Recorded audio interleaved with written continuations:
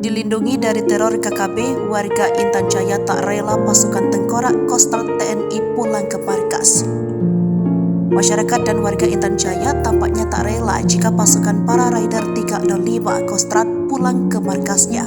Pasalnya, warga Intan Jaya sudah berkali-kali diselamatkan dan dijaga oleh pasukan tengkorak dari teror KKB Papua.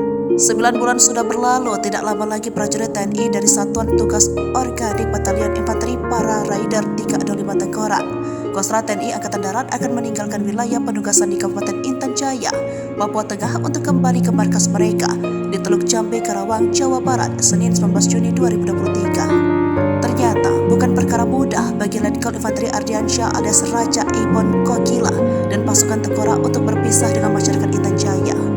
Hal itu terbukti saat masyarakat menggeruduk pos TNI Mamba saat Satgas Yonif Para Raider 305 Tengkorak menggelar acara makan bersama berbagi kebahagiaan. Masyarakat yang datang dalam acara tersebut menyatakan keberatan jika pasukan tengkorak harus meninggalkan Intan Jaya. Masyarakat ingin menahan Raja Ibon Kokila dan pasukan tengkorak untuk tinggal di Intan Jaya bersama masyarakat.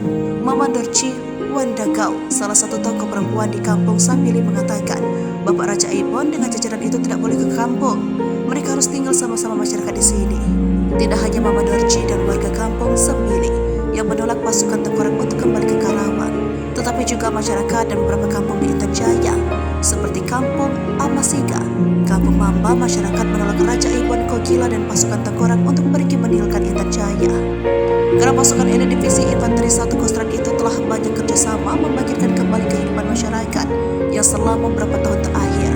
Wilayah tersebut sempat lumpuh mati suri akibat teror gangguan keamanan yang dilancarkan KKB Papua.